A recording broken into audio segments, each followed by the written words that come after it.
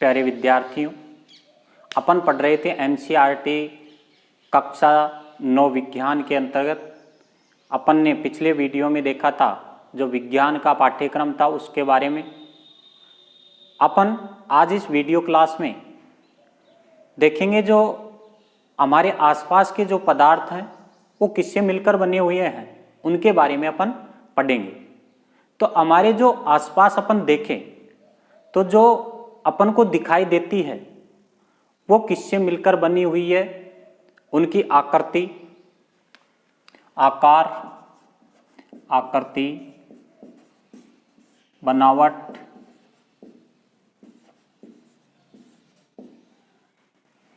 और वजन, ये सभी क्या है उनके अलग अलग पाए जाते हैं। बात करें अपन जो अपने आसपास की जो वस्तुएं हैं वो जिससे मिलकर बनी हुई है, अपने आसपास की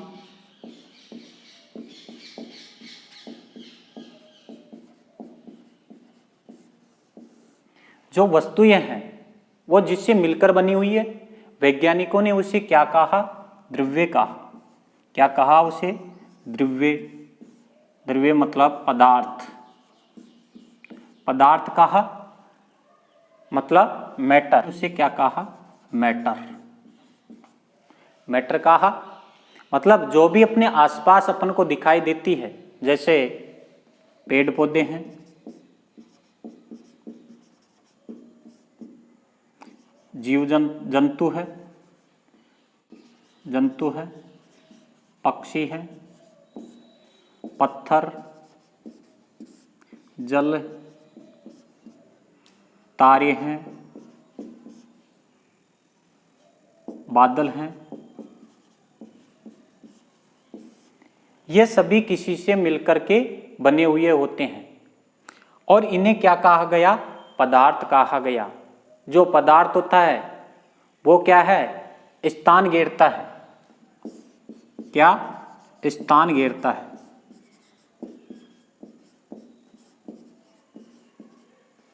स्थान, आयतन। आयतन होता है वो क्या कहलाता है? पदार्थ कहलाता है। प्राचीन काल में कि अपने चारों तरफ की जो भी वस्तुएं बनी हुई है वो 5 तत्वों से मिलकर बनी हुई है।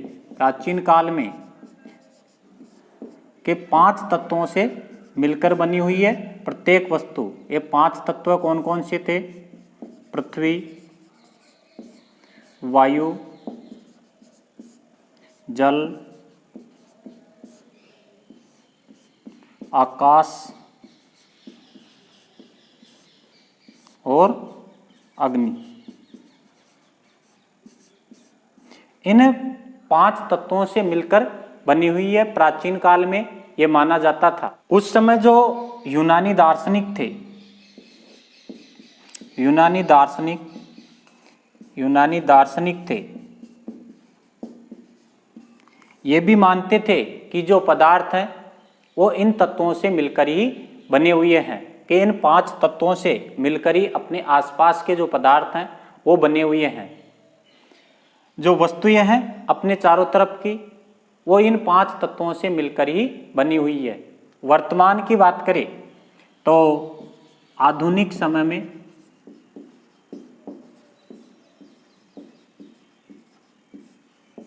जो वैज्ञानिक हैं ये पदार्थों को 2 प्रकार से वर्गीकृत करते हैं। पहला इनके भौतिक गुणों के आधार पर, और दूसरा आता है यहाँ रासायनिक गुणों के आधार पर।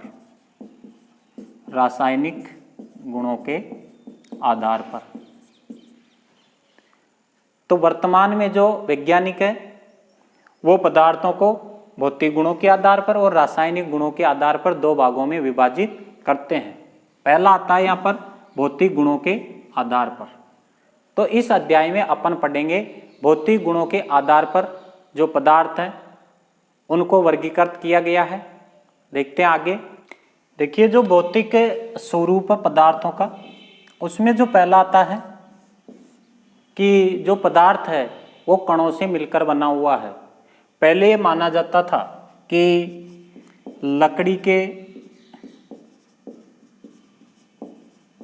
टुकड़ों के समान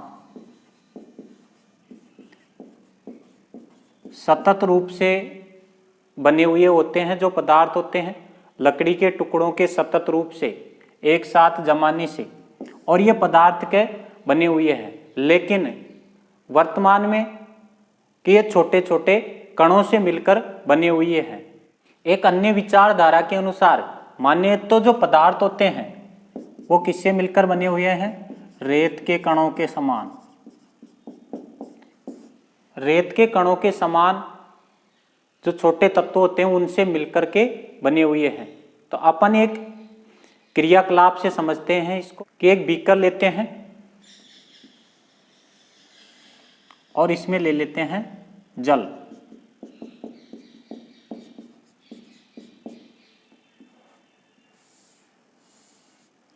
जल ले लेते हैं इसमें और इसमें क्या डाल देते हैं? नमक। नमक डाल देते हैं इसमें। नमक को हिलाते हैं तो पूर्णतः घुल जाता है। तो अपन कह सकते हैं कि एक छोटे छोटे कणों से मिलकर के बना हुआ है।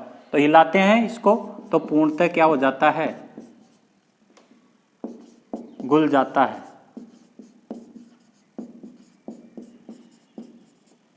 तो कि एक छोटे छोटे कणों से मिलकर बना हुआ है। दूसरा आता है कि पदार्थ के ये जो कण होते हैं कि कितने छोटे होते हैं, कि कणों से मिलकर बना हुआ है छोटे छोटे से, तो कितने छोटे हैं ये कण? एक क्रियाकलाप से समझते हैं अपन कि एक बीकर लेते हैं अपन,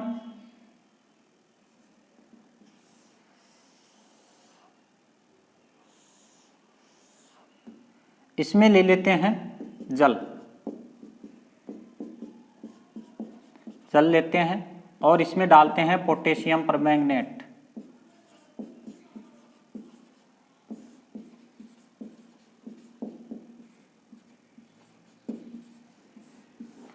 डालने पर क्या होता है कि जो विलयन होता है वो क्या है? पूर्णतः रंगीन हो जाता है, लाल रंग का हो जाता है। तो क्या है कि जो कण है पोटेशियम परमैंगनेट के वो पूर्णतः इसमें क्या हो जाते हैं? घुल जाते हैं। तो अपन कह सकते हैं कि ये छोटे छोटे कणों से मिलकर बना हुआ होता है और इतने छोटे होते हैं कि उनको देख नहीं पाते हैं। छोटे कणों से मिलकर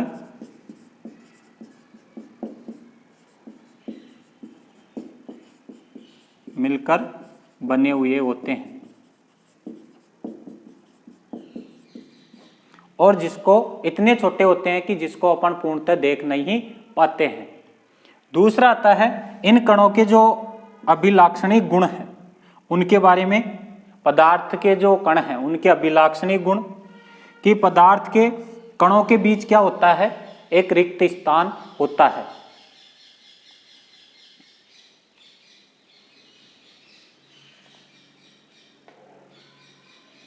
देखिए अपन इसी प्रयोग में जो पोटेशियम परमैंगनेट के जो कण होते हैं पूर्णतः इसमें चारों तरफ समान रूप से जो कलर है इसका समान रूप से हो जाता है। तो अपन कह सकते हैं कि इसके मध्य क्या होता है? पर्याप्त रिक्त स्थान होता है कि जो पोटेशियम परमैंगनेट है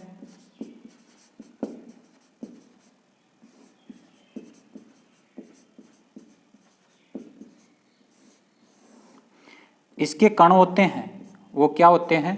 पूर्णतः इसमें पूर्णतः समान रूप से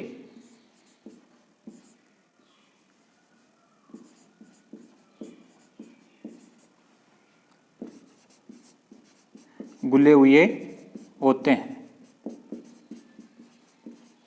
तो इस विलयन का जो रंग होता है वो क्या होता है? पूर्णतः समान होता है और एक ही रंग का होता है। जैसे अपन चाय, कॉफी,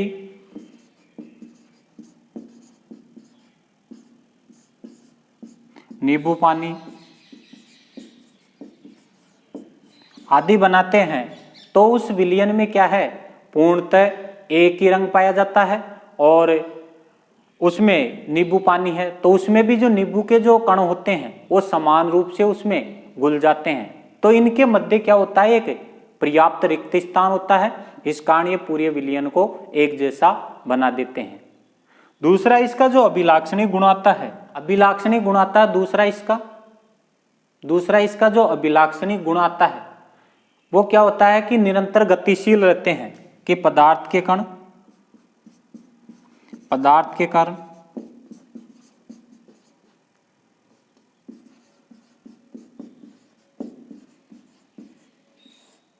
निरंतर गतिशील होते हैं।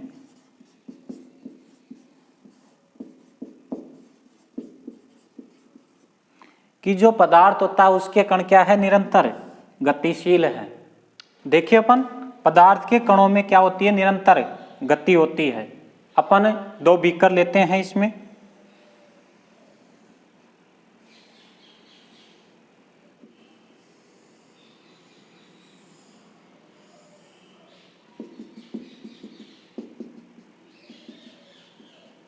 दो बीकर लेते हैं, एक में तो डाल देते हैं स्याही की कुछ बूंदे और एक में डालते हैं शहद। तो अपन देखते हैं कि जो स्याही होती है वो पानी में धीरे धीरे एक तरफ से पूर्णतः क्या हो जाती है, घुलती जाती है, और जो शहद होता है और धीरे धीरे घुलता है। तो अपन देख सकते हैं कि इसके जो कण होते हैं वो क्या होते हैं, गतिशील होते हैं। एक क्रियाकलाप में अपन देखें कि अपने कक्षा में एक बुझी हुई मोमबत्ती रखें तो जो उसकी सुगंध है वो धीरे धीरे पूरे कमरे में फैल जाती है। तो जो इसके कण होते हैं वो क्या होते हैं, निरंतर गतिशील होते हैं। दूसरे अपन देखें कि अगरबत्ती एक कोने में लगा दे अपन तो पूरी तरफ चारों तरफ उसकी क्या हो जाती है, सुगंध हो जाती है। तीसरी बात करें अपन कि एक बीकर में तो क्या ले ले, ठंडा जल ले ले, इसमें एक में ले ले ठंडा जल और एक में ले ले गरम जल। बीकर में क्या डालते हैं, पोटेशियम परमैंगनेट डालते हैं। तो जो गरम जल होता है तो इसमें तो क्या है, कण जल्दी घुल जाते हैं और इसमें क्या है, धीरे धीरे घुलते हैं, धीरे धीरे घुलते हैं। जो पदार्थ के कण होते हैं उनमें क्या होती है, गतिज ऊर्जा होती है। पदार्थ के जो कण होते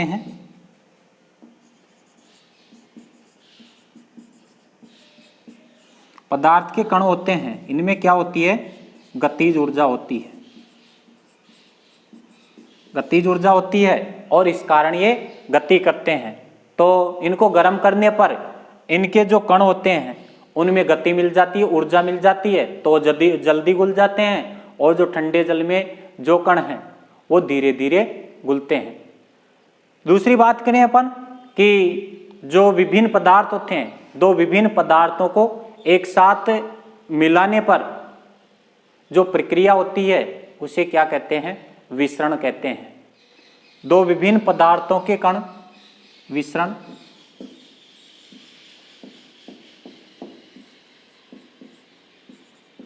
दो विभिन्न पदार्थों के